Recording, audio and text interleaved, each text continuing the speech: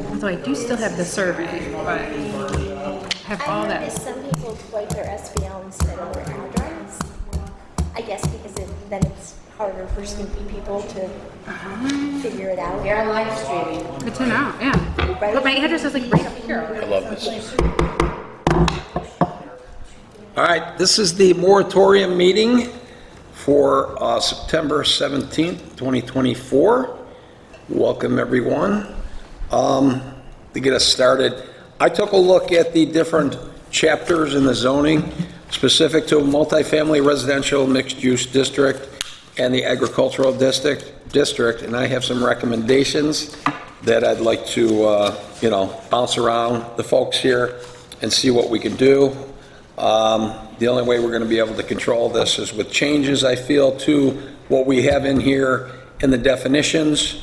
I'll also have, once we figure this out, also probably push for a node at a couple of different spots, commercial nodes at a couple of different spots, so we can, make that right again, and maybe move a couple, or make a couple of the multifamily, multi-use district stuff a little bit smaller than what it is right now. Okay, so if anybody, chapter 400 zoning, article 4, residential districts, 400-15 multifamily residential mixed-use district, under principal uses, B, permitted structures and uses, C, attached dwelling units. I'm thinking, so we don't end up with another apartment complex, which doesn't really, suit what we're looking for here.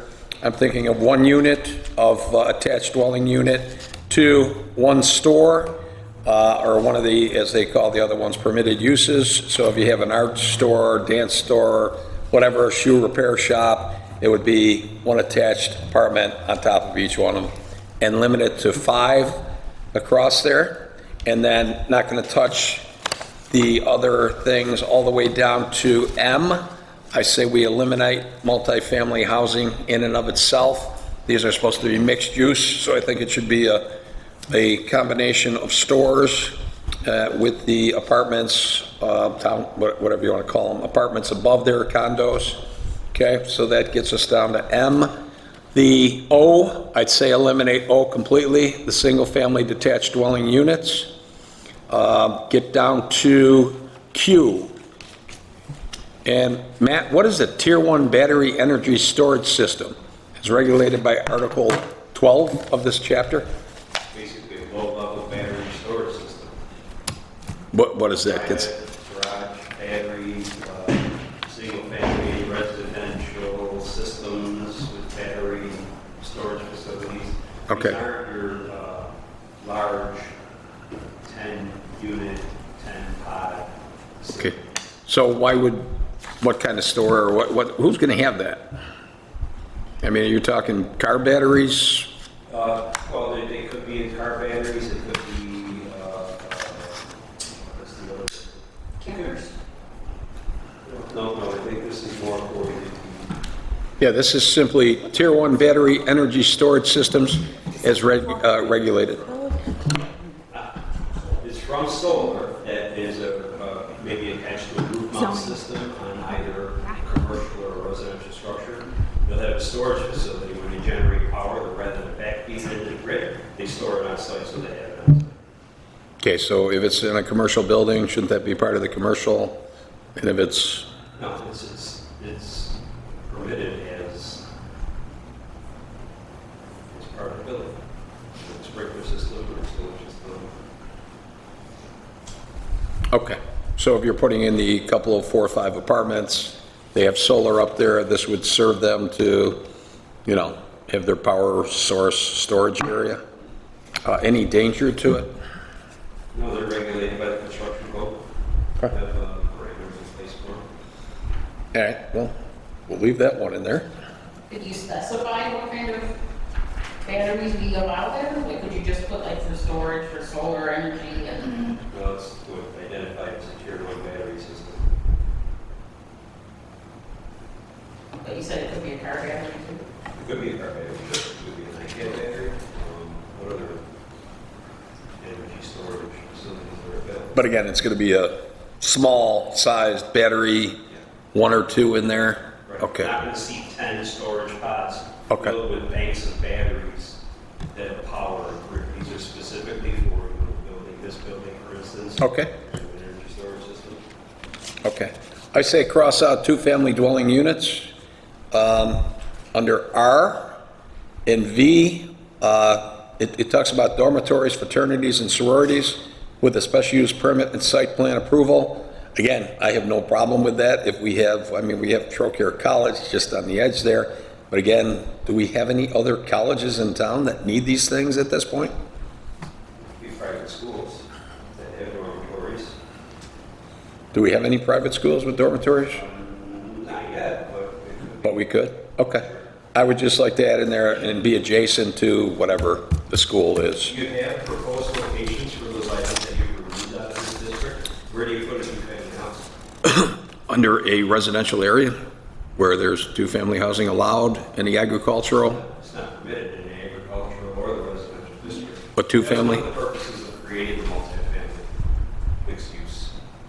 Oh, well, again, we don't want to end up with an apartment complex like we have. I don't want to. So I'd like it to be removed from there. Where else could we put it into? Our district, but, you can permit two-family dwellings in single-family residential communities. And this is where we reduce the number of zoning districts and kind of put everything in its place. Okay, any other thoughts on that one? I guess we could limit the number of them in a particular area, but again, multifamily mixed use, there should be some kind of mixed use. This is just, you're putting up a bunch of houses, which are two-story houses? And I don't see it. schedules, the designs, the Schedule B, all the design standards, Uh-huh. we can manipulate those standards to reduce density or limit the number of units per acre mentality. Okay. That's why those areas were Sure. identified when they were. Okay, anybody else thoughts on that one? All right, why don't, yes, go ahead. I really don't know that single family or two family don't own these. I mean, you can have areas of residential where you have a two-family home that you have no idea is even a two-family unit. So some leeway could be there, or we could go back to having our R2 district. I mean, I don't think that was by the state eliminated completely, or that they would have said to us that we could have two families in residential areas. Okay, in the R2. Okay. Yeah, why don't we look at both of those? We don't have R2. We don't have the R2 anymore. Well, can't we- Well, again, some of the R2 design standards allow for 70-foot wide lot at a lower square footage. So how do we put back in an R2 if we decide to go that route? That's the question I had, sort of where do we put these things? Do we create a sub-district or an overlay, or where do you want to put these two-family buildings? Yes. And we're going to have to choose one of those. We're going to have to choose one of those. But again, we can explore, limiting the number of them in a particular area.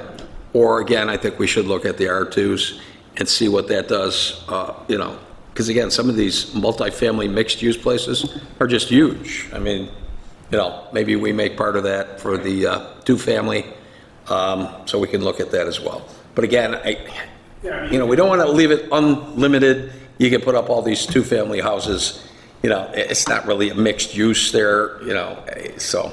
Or you can redefine the MFMU to kind of where you're headed, where you've got a maximum number of apartments or whatever it could be. And it has to include some type of retail or. Right. Separating a multifamily district and a mixed-use district, and have definitions for each one. Yeah, an MFMU and then have a multifamily district. Separate. Separate the two districts. 'Cause Okay. again, where would we put these apartment complexes? I know you've asked me that several times, but again, just not here. But apartment complexes, right? If they're not in a multifamily district, they're not permitted in commercial districts. Well, apartment complexes, again, shouldn't be way out where it is at Broadway and Pavement. They should be somewhere here in the village, and we'll have to talk to the village about, that type of building. Because again, those should be in the areas where you can walk to the stores and everything else. You look at what's at Broadway and Pavement, they got nothing. Okay, they got absolutely nothing there. There's a little green space, yeah, including a sidewalk. They got very little green space in the back of it, fenced off in the back with 2 benches, and that's it for, 50 apartments. That's crazy. Those things should be down in the village of Lancaster. Not to debate that specific project, that intersection was identified in the past as that commercial node, the area where you want to encourage that. And I believe that's where at the planning level and the review level and all of the input at the time of review should have identified that thing. Of course, these are identified as permitted uses as an apartment complex. But again, the planning board and departments and residents could ask, where are the amenities? Where can I walk to get my soup clean, or get a cup of coffee, or Right. take my kids to daycare? You Where can I go in this area? Yeah, and again, there's nothing there to do that. So that, and again, I voted against it. That shouldn't have been built, in my opinion, at that location. So again, maybe we can identify some places closer to the village, which are within walking distance of Main Street and all the other stores and locations that they have Or other down areas of town, in this area. right? Other Right. areas in the town, right, west of Pavement Road, where the high-density developments encouraged. Well, I wouldn't call it just west of Pavement Road. I think that's a little bit too far out, because you're not going to walk from pavement all the way down here. So we got to bring it in a lot closer, like right on the edge of the village, maybe, if we have some space there to put something. Right, so backing up again to the comprehensive plan's recommendation, based on all the public input, the stakeholders input, that the icing line was identified based on existing conditions and where the proposed expansion was preferred at the time. when we- But again, I don't think anybody anticipated putting a 50, apartments out in that area, and that was the last cutoff line where nothing should go further than that. But again, realistically, there's nothing there for them to walk to. There are no, sidewalks. You got Tim Hortons across the street if you don't get run over in the process of going there. But with no sidewalks, no crosswalks, except possibly pavement. Yeah, we got to move those things in closer to the village where they can, walk to the village, more traffic for the village, for the retailers down here. So if we can identify some spaces in there for that, that's great. But again, I want to just make sure, this is my opinion, none of this stuff happens again where we get stuck with something like that, because with little kids, that's got to be a nightmare. You're driving them everywhere they got to go, and there's nothing to do. Okay. All right, where were we, dormitories, et cetera, adjacent to the college, university, or private school. Okay, what are tier 2 battery energy storage systems?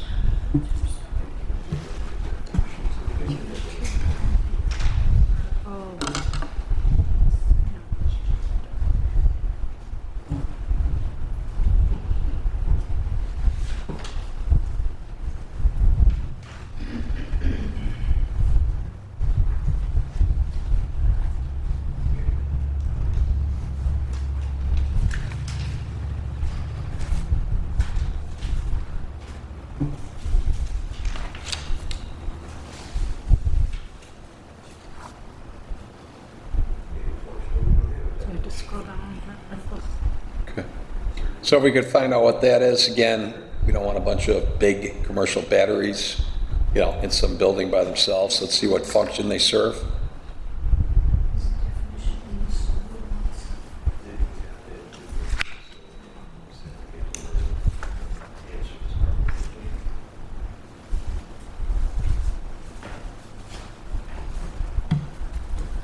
Okay. After that, you go down to accessory uses. E, private garages and parking areas detached. Are these hooked up to, let's say we have retail stores, apartments up above? Are those then private garages and parking areas detached from those areas? You can start a building, either out across the back of the residence and parking area, that's when they come from. Okay. And those should match the amount of, Typically, apartments that we have there. So, Or sometimes less, there's not charge if you want to garage. yeah, okay. Limited to whatever the number of apartments are. Okay.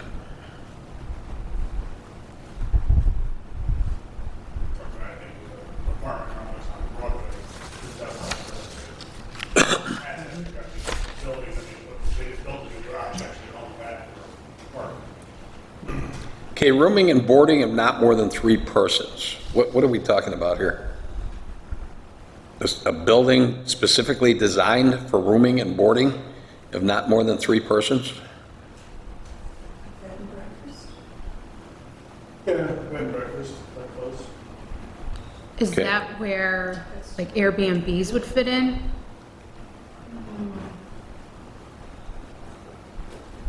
It could. The Airbnbs are usually individual units that are rented out. That rented home or something. Yeah, like a house or townhouse or something. Do we still have boarding houses anywhere? I mean, again, I don't know where they are. Do we have anything like I that? don't know where they are. Right. Usually coming out about them when something bad happens. Yeah. If they're occupied and they shouldn't be. Yeah, so why don't we just get that out of that area? Is it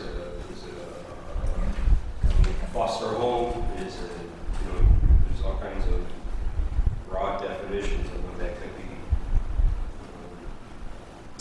But again, you know, most of those homes, I've seen them in the middle of residential areas. Yeah. They're not set up for 3 persons anyway, so why even carry this?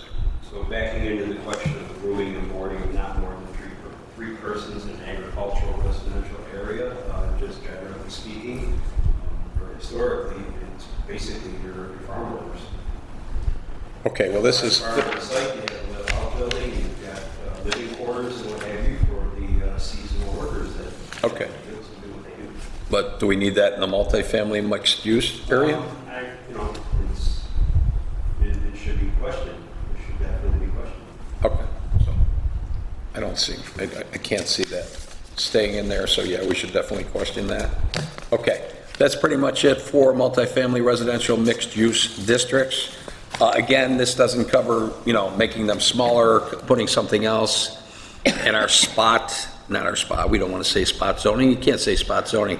Our nodes that are going to go in, you know, to existing areas that are pretty much already commercial to begin with, that we should probably make those commercial and get back to what they were before. You know, and so again, I think we should decide that by the next meeting. And then we're going to, obviously, whatever you guys agree to, or, Would, the question would become, if, say we take a note and put it back to the commercial. Somebody comes in and wants to develop a mixed-use project with commercial, but with some housing above it, would that be allowed? we could, if it was going to be very specific as to what it was, yeah, we could talk about that. It's obviously a, you know, a variance that we could talk about, but at this point, you also have places that people weren't able to sell their property because it went from commercial to mixed family, Right. multifamily mixed use. And I understand that, I'm just flipping it around saying that, okay, so you got a commercial piece, but somebody wants to, like I said, put a commercial in with this A, Yeah. apartments upstairs. Well, there's always going to be the ability to come before the board, ask for a variance, whether, now, you know, for to change the zoning, they'd come to the town board, right? Yes. Yeah, so it's something we could entertain, depending upon what they're going to put up there. All right, so they can come in and ask for a change, then that deal with Yeah, that. yeah. I'm just trying to think through the process. of something. But again, when you got a commercial building sitting on one corner, you know, the restaurant on the other corner, the gas station across the street, and another, what's it, the other one? I can't remember if it was a Tim Hortons or whatever. Over there, again, why not change them back to what they were? Why leave them like they are? And that's, you know, and then we'll identify other areas that already have the same thing in there and just move them back to what they were. So you're going to require some driving around town and get those identified. Again, I'd like to get all this done before the next meeting that we have here. But we're not saying that in general, commercial, you cannot have a residential use. Well, right now, the commercial districts do not permit residential use. That's why. Right. That's why there's a multi-family district. But again, I don't want to use a specific restaurant's name, but let's say, for example, you know, you're going to get this multifamily mixed use there, which is going to be a restaurant, another retail store, and they got, you know, 2 apartments, 3 apartments, whatever, in that area. I don't see that as a problem. But again, you know, you got a gas station, you know, I mean, it's a gas station. This should be probably a node for commercial. Can't remember, a used car dealer or whatever across the street from there. Why is that sitting there as multifamily mixed use? I don't see the need for it. So we got to identify those areas, and some of these things need to be changed back to what they were, in my opinion. No, I'm not saying we would put commercial, family housing in a commercial area. It would have to call for a variance on the zoning in that area, depending on what it is. You may want to choose those words carefully, because use variance is almost impossible to grant in the state of New York. And variances are not a pay-to-play operation. They should be far and few between, which I regularly recommend to any zoning board that consistently approves variances, setback, building sizes, building heights. You're going to continually approve these things because nobody says anything. Something's wrong with the code. Change the code.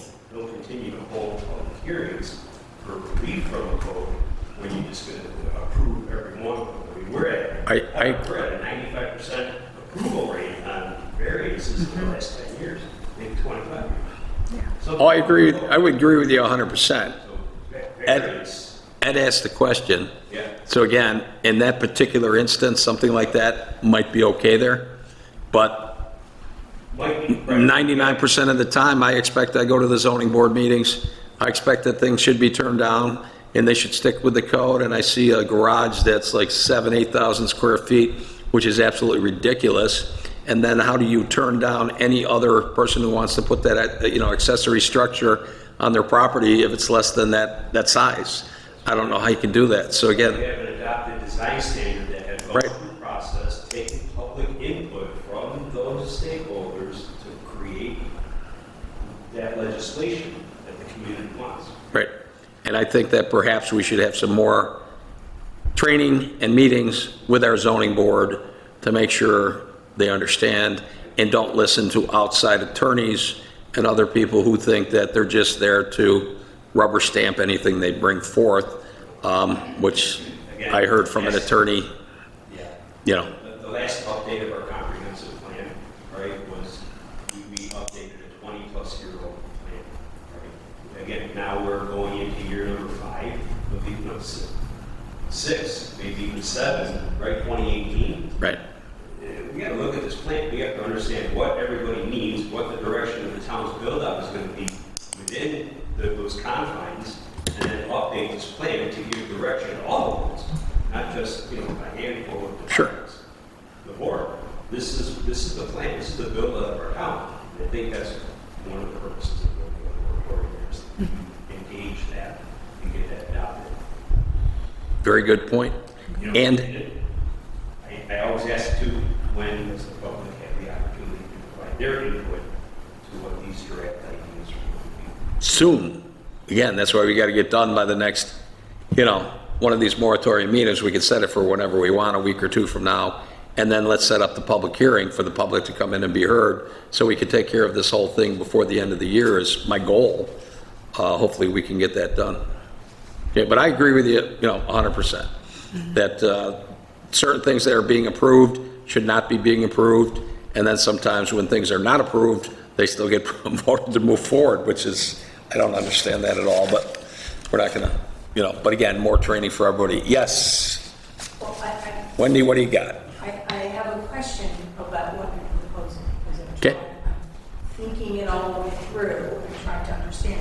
So if I understand you correctly, you want to remove all multifamily from MFMU, so it just becomes MU, Multi-use. right? We were going to look for multifamily, yes, we're going to research that a little bit more. We should look at that to just make sure we don't end up with blocks of multifamily structures in a multifamily mixed-use district without any other usage going on.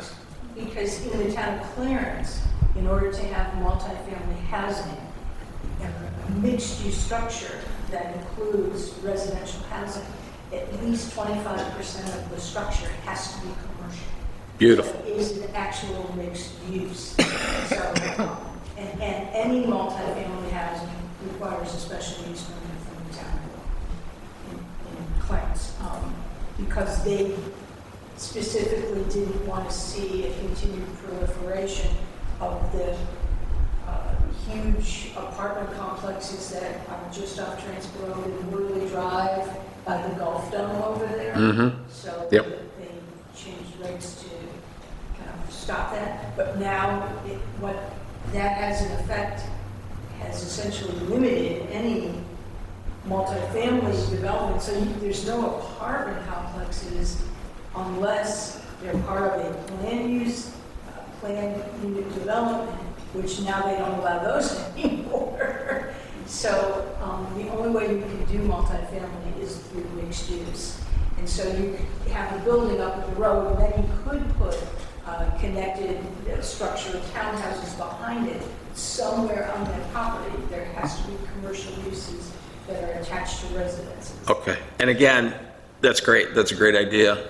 But again, I think they should be limited. The town of Lancaster is not, in my opinion, wanting to bring in thousands and thousands and thousands of new residences. We don't have room.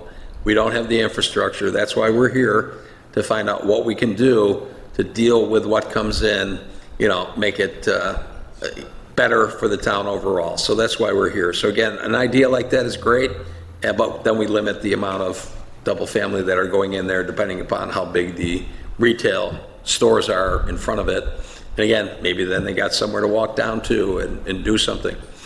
But again, any type of these, the big apartment complexes, again, I would say just keep pushing them westbound. It helps, correct me if I'm wrong, it helps the village, the stores that are in there. The bus stops, the buses are down here. You just got all sorts of things that they can walk to if those apartment complexes are more in the village area. Okay? Okay. We're much more dense in population, and we do see that people engage in more of the walkability, and we've made progress in, the bike lanes, having people being able to move about more easily and using those services. But I do think in the town, a mixed use is better serving if we have an actual mixed use in one property. Not that, as we look at Bowmansville and we somehow term it as a multi-use, multi-family, it's residential, individual homes, but then you have businesses, but they're not working together. So I think that's part of the concept that has to be brought in.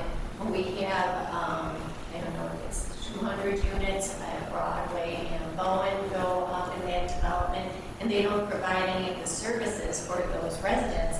And then we have a Dollar General coming in as one business. It's not enough to help those people have all their needs filled. So they're then traveling on the roads, and they're going to transit. They're heading out, down Cemetery, down Pavement, increasing their traffic flow. So you do want to make sure that those services are nearby. Sure. And part of that is, I think, in a multi-use, multi-family setting, but it is truly that setting, not individual developments, because one comes and then you have a lag until another comes, and something that has to be supported. You never know, and it may not be the right fit for our community, but I think definitely looking at a project that includes all of that is, I think, maybe more palatable. And I agree with you 100%. That's what the comp plan clearly directed when it was adopted, and actions have taken since place have failed. Right. That density requirements, and it was clearly stated, without the variance, that apartment complex was dead. You couldn't make it work at 48 units, you needed 50 units. Well, how does this, how do you justify that? I can't. When it could have been, it should have been the dry cleaner, the restaurant, the coffee shop, the convenience store, the dog grooming facility. With the sidewalks, the crosswalks, and everything for the residents to walk over Another to. center directly to the north, you've got another complex directly to the west, the residential neighborhood, and then you've got a golf course across the street that has, it's got some traffic going on. Sure. The greenfield facilities, for instance, there's apartments, there's medical facilities, there's treatment facilities. Where do those families stay when their relatives are there and they're coming in from all around your town? Right. They're not going to drive from Salem Lake and Greenfield to visit mom every weekend. They'll take those short-term rentals, do whatever they have to do. again, I think we're on the same page, so we got to get that built in again into the plan. Jill, did you have something? Yeah, thank you. As to Matt's issue about the zoning and the requests that we're getting for huge buildings, I actually this week have been working on a letter to the town board about that exact issue, as well as a couple other issues that we're seeing repeat requests for that may become for a revision of the zoning code. I believe John Michael actually sent us an email a few months ago. I don't know if you remember that, but essentially I'm taking John's plan and putting it in the form of a letter. I also did an analysis of the requests that we've received for variances to pole barns, both square footage and height, as well as the requests that we've received for variances to the limit of 3 feet for a fence in the required front yard. And I can't tell you those, maybe 7 requests for the fence. But as of last year, I think there were 12 requests for variances for pole barn size with an average of maybe 2,200 square feet. Of all requests and an average of 20 feet in height. And then this year alone we had 10 as of September. Yeah, with some pretty big ones in there. Absolutely. Absolutely, I agree. So I think that we should look at increasing the allowed size, but not to the extent of what the requests that we're getting. Okay. So you said you're sending the letter? Yeah, I'm Okay. writing a letter. I don't have my sling on today, but my arm is still broken. Oh, So jeez. I'm doing it with one hand, so it's taking a little bit longer. Yeah, what's taking so long? No. All right, thank you. Okay, I'm just going to go through the agriculture a little bit quicker. I don't want to monopolize all the time like I already have. But, and then basically through the Article 4 residential districts, 400, Section 400-13 agricultural residential districts, AR. And again, I think you'll see my theme. Single-family detached dwelling units in sewered areas, the R district provisions shall apply. Attached or built in garages shall be deemed part of the principal structure, except for minimum livable floor area requirements. Do we have much more of that left? Because again, I'm trying to picture, we were looking on the map before this meeting, but if we're going to do that in the R district, again, I think we got to look at how many of those are going to go in there, and we got to set a standard for how many can go in per acre or something. So again, we don't have another. Where is that being read out of? Yeah. Article 4? Yeah, it's being read out of Chapter 400 zoning, Article 4, Sewer districts. agricultural residential districts, AR. Yeah. And then where? Oh, then it's, H, under B, permitted structures and uses, Okay. G, H, single-family detached dwelling units. And what's the question here? Then what do we have? How much do we have left of that space in the town? It's the whole town. No, it's Single-family detached dwelling in any residential. the agricultural residential district? Yeah. Oh, so it's combined in here. You could build a single-family detached dwelling unit. In an agricultural In area. the AR district. Yeah, all day long. Yeah. Right. Yeah, single family, not a development. No, Correct. Okay, one house, one lot. okay, Lots of bigger. And the lots right. are bigger. And the lots are already, okay, 3 acres. great. Okay, I have no problem with that. Thank you. Wanted to clarify that. So that's great. Again, you look at Yeah, well, I don't. you look at William Street, and again, I still have some issues, but go ahead. I'll interject, the issue in the AR district is the exception, where it's sewer. Sewer, yes. That's where it got convoluted, because if an AR district that has sewer, you can develop it as if it was an R district. Right, okay. You can just, right? Yeah, yeah, yeah. Sewer or not, it's AR is AR. Right. Okay, so get rid of the sewer part there? Obviously, you take that out, Okay, and it's AL. AR is AL. okay, And there's no exception. There's no exception. For reducing the minimum lot size. perfect, That's easy. okay. Yeah, right, without coming in for a reason, that's what's up process. Okay, we already talked about the batteries. Accessory uses, what do we, the private garages and parking areas, that's just the attachments to these single-family homes that are being built there, correct? Okay. Rooming and boarding of not more than 3 persons. Now you're getting into an area where it might actually be useful to have that for help. So I'm not going to say strike that unless anybody else wants to. All right, when you come down to L, windmills for the pumping of water or the production of electricity. No tower shall be closer than 150 feet to any property line, and no tower shall exceed 100 feet in height. Personally, not for it. I don't think we should have, windmills in the town of Lancaster. These would be residential. These are private. scale, These are small. private. It's not like what you. Just for farming? Just Just for the house. Sure, Okay, sure. all right. Permitted on, David Farm field with a 100-foot tall tower, if it satisfies the fall zone around it, it's private property. okay. It's not meant. So we're not going to have some windmill farm going up in the town anywhere. That is Those are regulated. that is not allowed by this. Yeah, and I don't think we regulated windmills, but it would fall under that Okay. commercial district, industrial district.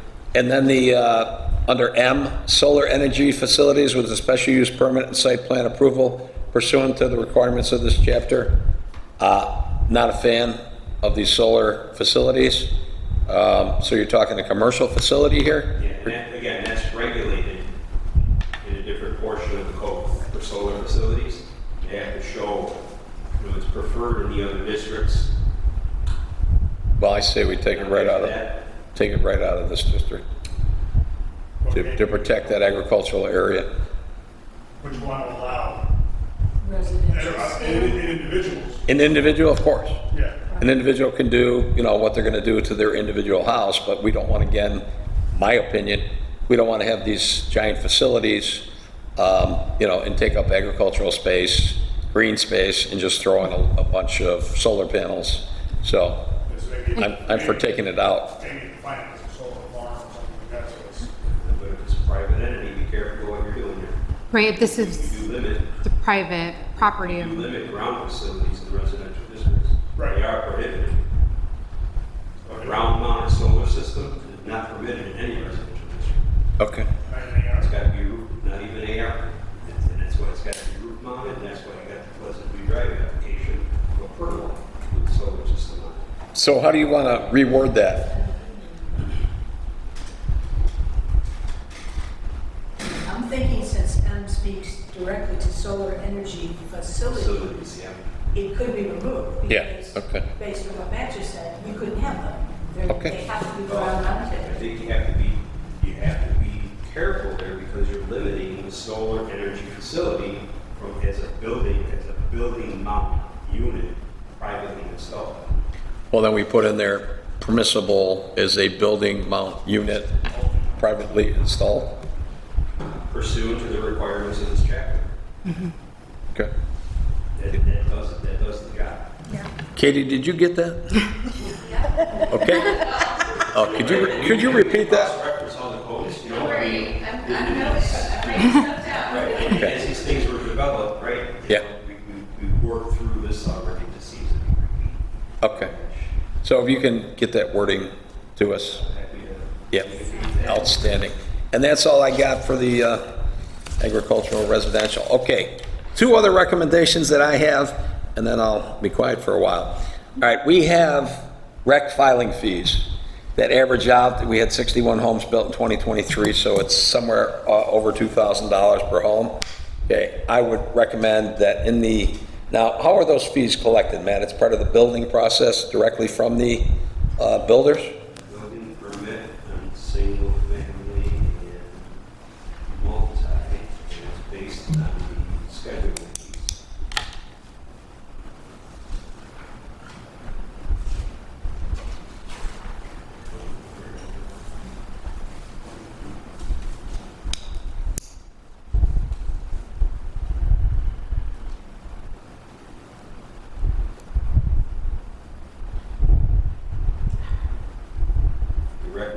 filing fee is $12.50 for each single family.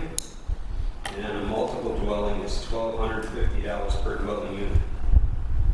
So basically, one unit, $1,250 per. Okay. So how do we end up with $2,000 for 61 total? Where'd that come from? This is what was filed in 2023. Recreation filing, subtotal 61.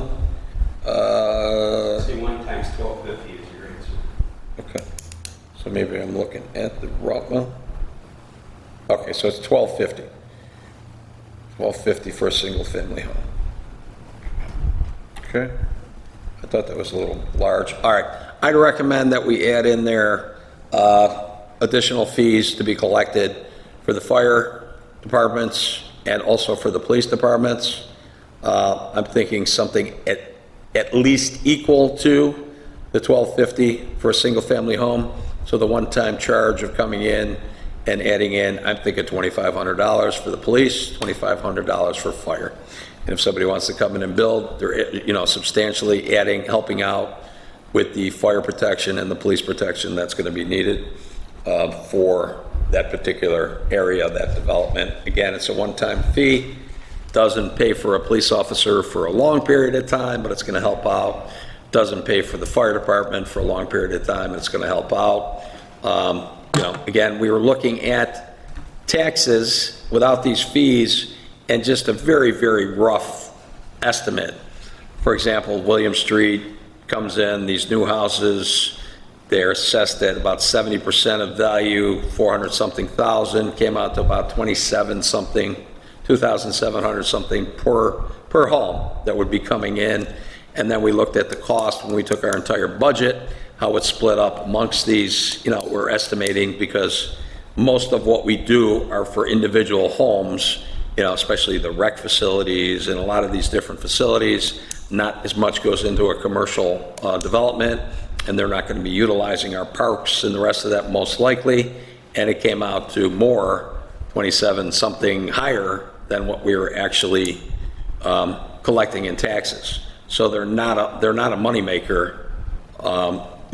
Eventually down the road, talking with Eric Finbar, he said down the road they appear to be eventually get to a point where, yeah, it's good to have it, but initially they're not paying for themselves. So again, I think additional funding coming in for the police and the fire department would be something to put in there, put it on the builders. They want to come in, they're helping out police and fire. But the tax levy is meant to pay for the services provided.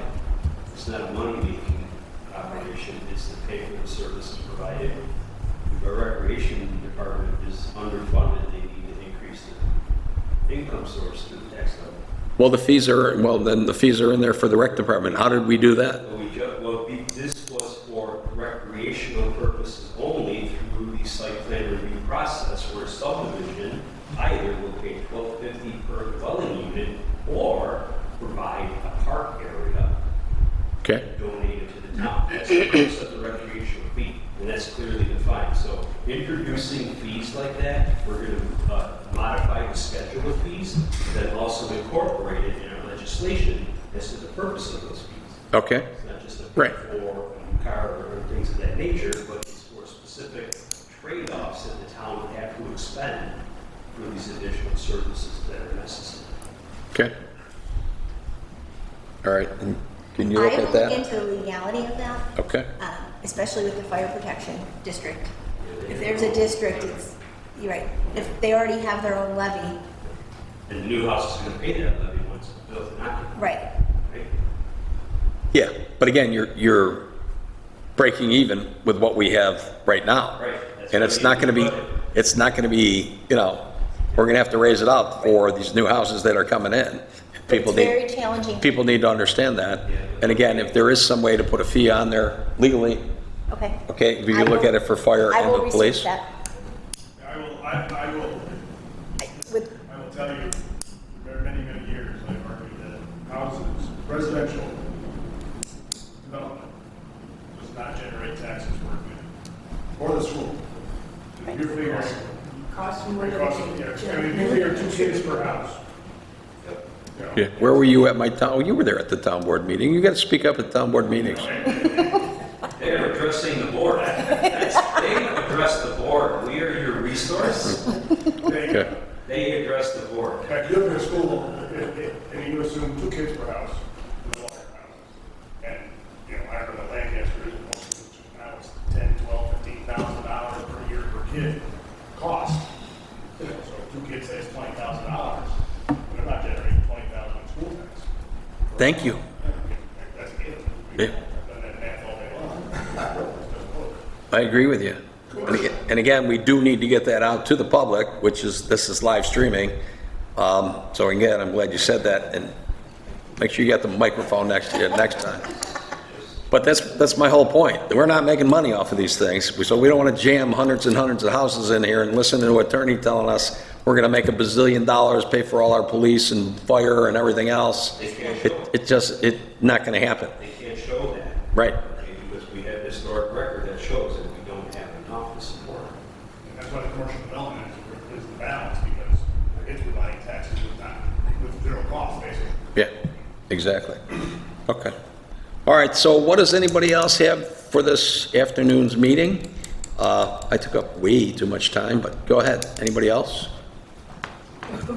Wendy, do you want to jump in here? Well, We've been all over the place. I have about 10 or 15 minutes, so. Oh. Let me just, I mean, where we left off, I'm sitting here.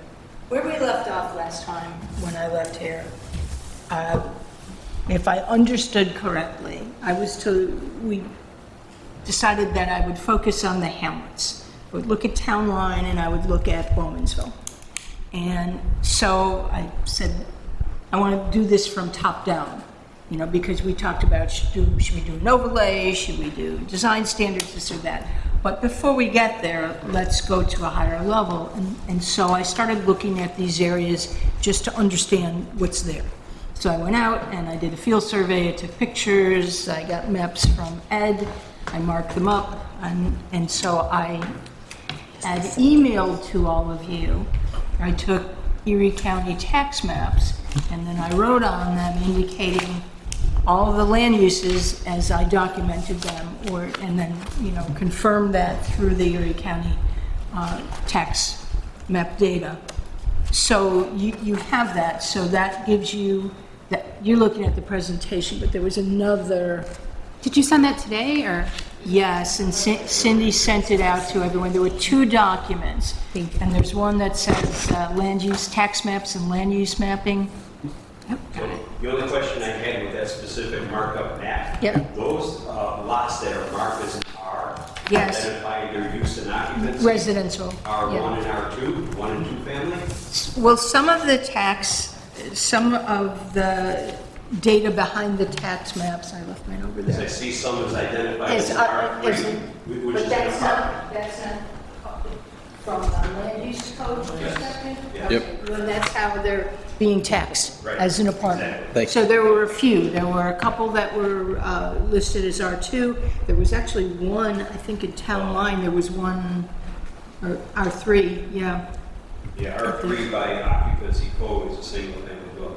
Okay, Okay, R2 is your multifamily apartments. okay, right. And that's why I question all of these Rs that are All the Rs identified are on just lots. single-family I mean, homes. They're single family, but it's Yeah. not necessarily correct in that. There's some vacant lots in there. Right. There's some existing Right. families that are in there. Right. But they're still identified. Well, anywhere that I put an R, I saw a structure on that lot. No doubt. And then I confirmed it through looking at an aerial photo and also the tax map data. Because I just wanted to provide you with an understanding, because last week we were talking about Bowmansville and, you know, I wasn't really familiar with what's there. So I did the same thing for Bowmansville. So now you have a clear understanding of all of the uses that are there. And I think that this is helpful if we're looking at the MFMU zoning, or if we're looking at these areas to say, well, should zoning be something else? And so I put together the presentation, but we're not going to have time to go through it today. Not unless you sorry. want to go past 5 o'clock. But what I did in the presentation is I went backwards a little to say, you know, we started out talking about MFMU and what's there, and the intent of that MFMU. based on what you were discussing earlier, that the statement of intent under 415 multifamily residential mixed use, that needs to be revisited, because you may want to either revise or get rid of A number 1, which says provides areas within the town for the development of attached and detached dwelling units at higher densities where public sewers are available. That, if I was listening to you correctly, you aren't necessarily supportive of that unless it's in the right area, correct?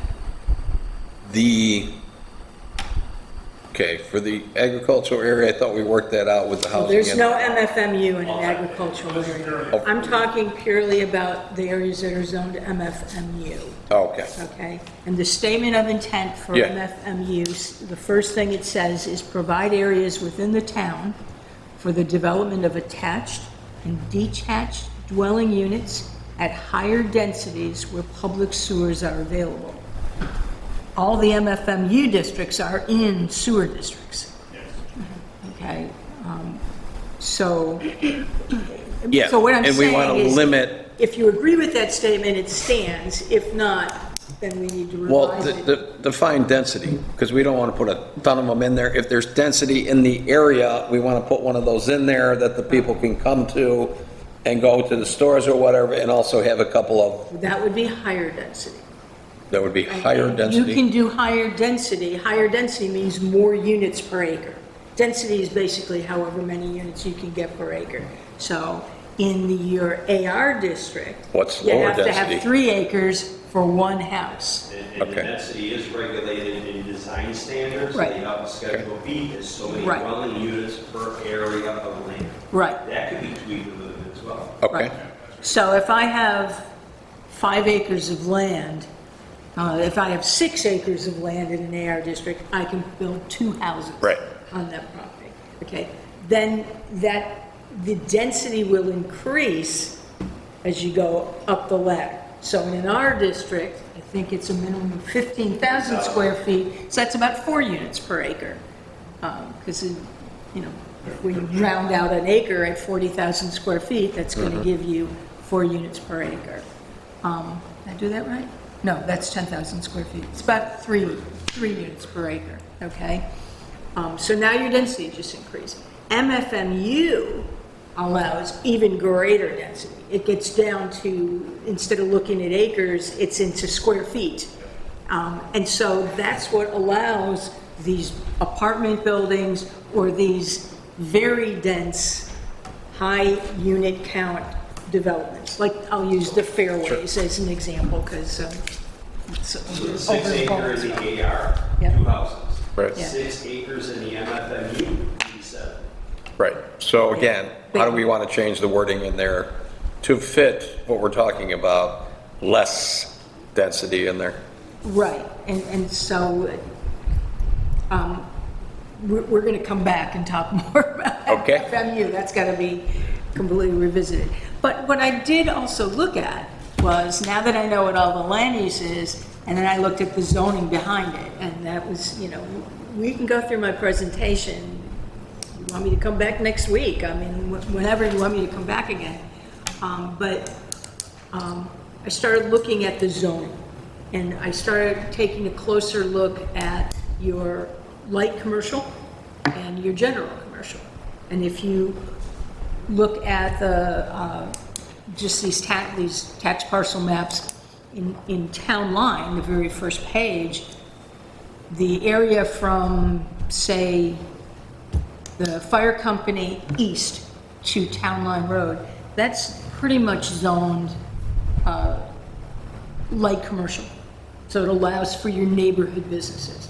I think that zoning is appropriate. And so the question is, do you want to extend that a little further to the west? Not too far. But should that be extended a little further to the west? So that in the future, could some of those residential units either be replaced or become a kind of a mixed use situation. So, I mean, you you have to be very visionary to think about this, because I go out there and I look at it now, and it's like I could never imagine it being anything but what it is, and it really needs investment. It's an area that, it shows that it's an area of disinvestment. So it needs to be revitalized. So if you put zoning in place that will allow for that in the future, then that will allow the change, and then you build your design standards on top of that. So when something new should come in, then it gets designed properly. You already have, and I'm happy to see, you already have the excess management. Yeah. I don't know if that came after the comprehensive plan or whatever, but that's wonderful. Good thing, especially in Bowmansville and in these hamlets, any place where you have the density. Bowmansville, I mean, they said it in the comprehensive plan, and that was 6 years ago, and it's only gotten worse. The traffic is horrendous. I was out there at 3 o'clock yesterday afternoon. I went around that little, was it Main Street, that little island area? I don't, and then I made the mistake of coming out at the west end where the sight distance really sucks. The traffic Oh, yeah. was backed up pretty much to the car dealership. And, so somebody let me out, and then I just went down Regency Drive and immediately turned around. But wow, I mean, the intersection of Harris Hill and Genesee at 3 o'clock was very bad. So, Welcome to Lancaster. yeah, I Study know. supports that, but we have numbers that identify the trips and Right. trips per hour. Right. So that's historically been that way for decades. Yep. At least a decade. Yep. So, but that presents a conundrum, because, like, I look at the fairways, and if you look at the third map in the series, and it has the fairways on it, and the top left, I mean, that property in front is Linguini's over to Martha Drive. That's actually part of the Fairways property. It's owned by the same property owner. That has potential to be, it could be mixed use, it could provide those types of uses, and it could make the area more walkable and all of the great stuff that you're thinking about in MFMU. But the other side of the coin is the traffic, because it would become a traffic generator and a destination. But that's still, there's higher and better uses for that property, and the MFMU would allow that. But aside from that property, I didn't see a whole lot to the west of Harris Hill Road that could really change. If you go the other way, which is the second sheet in, if you go the other way, then you have more potential. And I know that there's something proposed just past Tim Hortons on the north side. Is that a mixed use? Yes. Okay. And is it going to take up both of those parcels? They're pretty big. Three. All three, including the triangular one where that horrid little warehouse thing is? Okay. I'm sorry if I offend, if anybody liked it. No offense. That's been approved whenever. Right, but that would be, That one's close to expiration as well. but that would be a good use for that, especially if you could get mixed use and get some little shops and things in there. Just good luck, taking your life in your hands crossing Genesee Street. But still, I mean, there are opportunities in that direction. So with all that being said, I started thinking about, and maybe you would agree, is MFMU appropriate for all of that area? And especially if you look at, you mentioned nodes, if you look at the node of Harris Hill and Genesee, there's one property, and it's the it's the gas station property with the little commercial plaza there with a liquor store, smoke shop, and convenience store and the gas station. That's the only thing zoned general commercial. Everything else is MFMU. So, yeah, it is. I'm pretty sure it's MFMU, but Just the north northwest corner. Just the northwest corner, yeah. Yes. So, should that intersection be rezoned? Do you want to bring light commercial in there or general commercial? And I was going to discuss with you, and we can do this the next time, the various uses. General commercial allows everything light commercial allows, and it throws in a few more things. But light commercial is all your neighborhood business stuff, your personal service shops, smaller things, and it's controlled. You need a minimum of 1 acre, although a lot of the parcels in Bowmansville and probably Town Line are smaller than that. So there might be some areas that we would want to look at in Bowmansville and say, maybe they shouldn't be MFMU, they should be light commercial. Based on the comments at the 2018 adoption, they went the other direction. Really? Preferred to be the commercial zoning. So they'd rather have it be MFMU, so they could get a That was the denser that development. was the lead from there, Yeah. and Yeah. that's what prompted a lot of the identifications. One, it's in the sewer areas, it's west, on the west side of the town, Yep. close to the public transportation, the access points to the community and what have you. Right. But, you just leaned away from there because of the Bowmansville number. Because of the Bowmansville number, yeah. Well, just throwing it out there, That's where north, I the think north we- side of the Worley intersection Yep. is where it went commercial. Right. Commercial out there.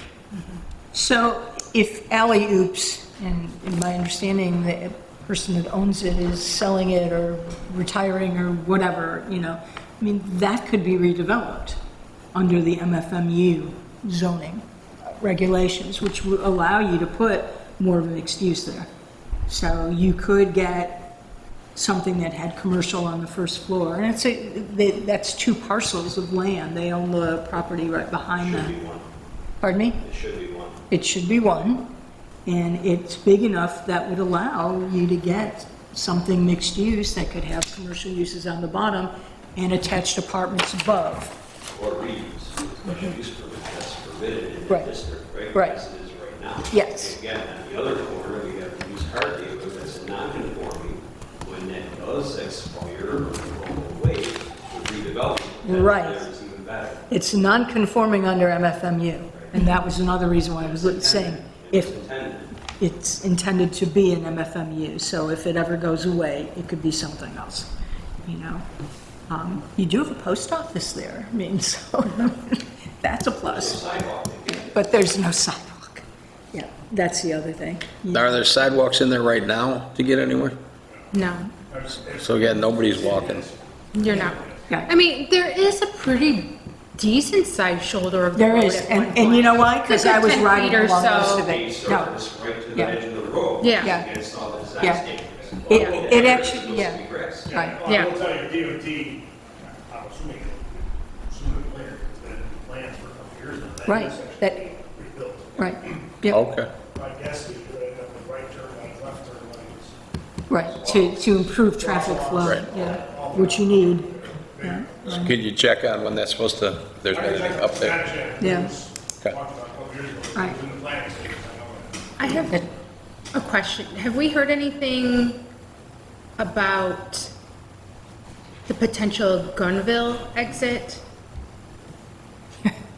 We've heard, I'm only heard that asking there was- because I think a lot of this Yeah. congestion. Yeah, that's exactly why, Comp plan directs that. Yeah. Yeah. Okay, and this is where, again, the planning of the town has to move in the direction Yeah. as adopted by the comp plan, Right. which developed the existing zoning code, right? Again, this is all information that was gleaned from the residents, Right. how they want their town built. So they don't know exit is a priority. Yep. How do you develop areas to encourage that? How do you make decisions on proposed sites that's going to encourage or enforce the opening of an exit onto the thruway and onto the road? right, the last I heard was there was a new superintendent of the Thruway, and who was listening to Senator Gallivan's office. Haven't had any updates in quite a while, so that's something that we need to check and see Okay. how that's going. And, You they were need to put- entertaining the idea private tolls are They- a lot less than a staff. Indeed, yeah.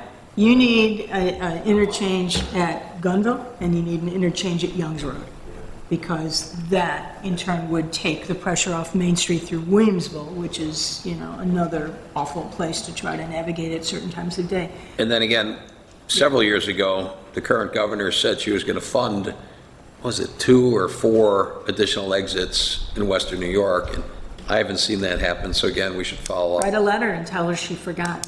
Yeah, I will. The last conversation I had with Jamie and RTC, this was probably a year ago or so, they said that, because we had asked them to do a study, and they were working on some models. Last I talked to Mike Finn, the executive director, he said the study was about done. So I can reach out to Mike and say, because I told him, when it's done, we want to see the results. Yes, Okay. We have yes, to see it.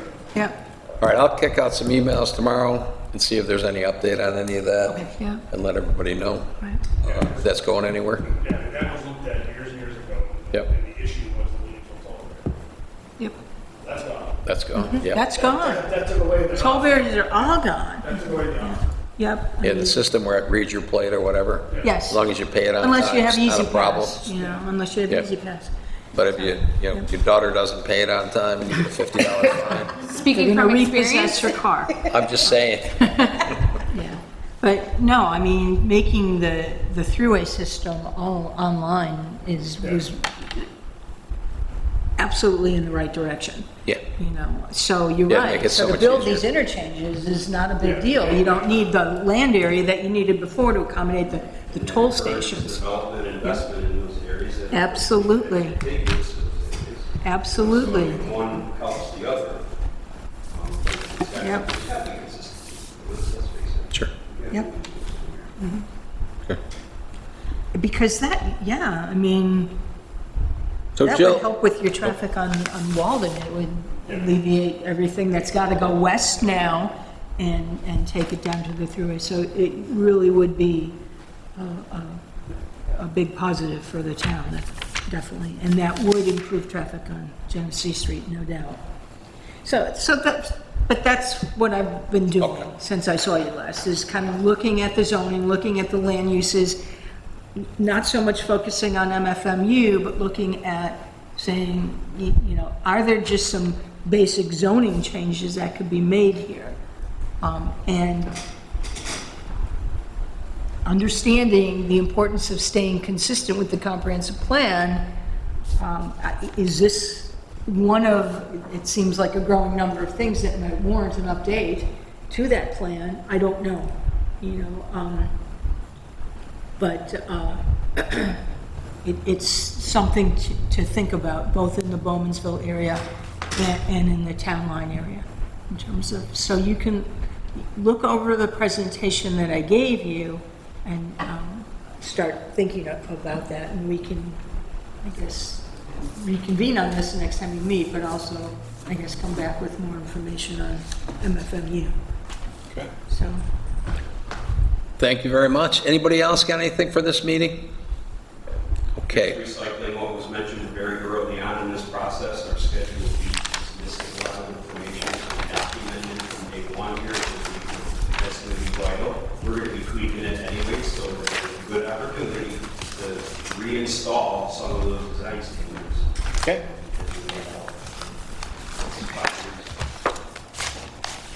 All right, let's get it done. And again, not to put pressure on, but, you know, let's get this done. Make all these recommendations, put them down on paper, see how the people feel about it, and move forward. Okay?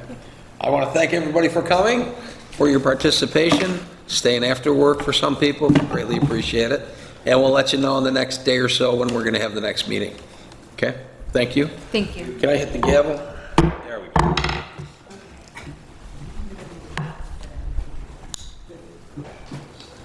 Any chance we can go back to Mondays?